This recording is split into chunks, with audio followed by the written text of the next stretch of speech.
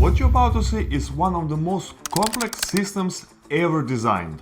Tens of thousands of people arriving at the same time, moving in the same direction, leaving all at once. So every entrance, every corridor, every exit needs to work as a one system. And when the system breaks, it doesn't break slowly, it breaks fast. Stadium design is not just about seats and scoreboards.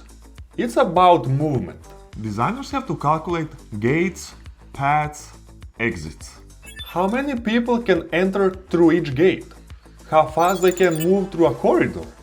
How quickly they can leave if something goes wrong? At high density, around 4 to 5 people per square meter, movement starts to break down. People can turn easily. They can adjust their direction.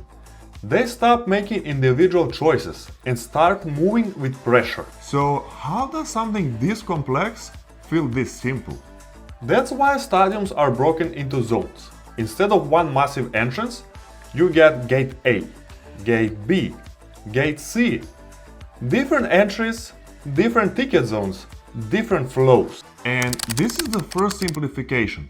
A complex crowd becomes a smaller group, and smaller groups are easier to move. But the gates are only the beginning. Once people are inside, the building still has to keep them moving. So stadiums use space like a traffic control. Wide concourses give people room to spread out. Open sightlines help them to see where to go. Multiple routes stop one path from doing all the work. And when this works, people don't feel like they're being controlled. They just feel like building is easy to move through. And then comes the part most people overlook. Signage. Stadium signage is not decoration. It's crowd management.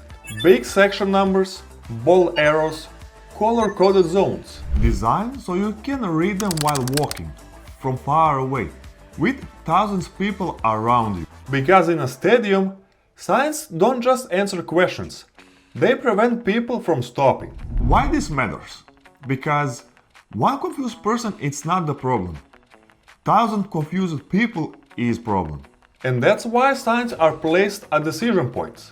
Not randomly, not after you're already confused, but right before you need to choose.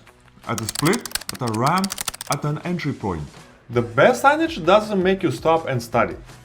It gives you the answer at the exact moment you need it. And that's the key. Even finding your seat, it's broken into smaller steps. You don't search for one tiny seat number in a giant building. First, you find your zone, then your section, then your row, and then your seat. And that's the trick. The system takes one overwhelming problem and turns it into a sequence of small decisions. And when design is done right, the sequence feels almost invisible. And this matters even more when people need to leave. Most large stadiums are designed so everyone can evacuate in about 8 minutes. That means exits are calculated, corridors are sized, routes are controlled, and signs have to stay visible above the crowd. Because in an emergency, confusion is not just annoying, it's really dangerous. So the reason why stadiums rarely collapse into chaos is not because people magically know where to go.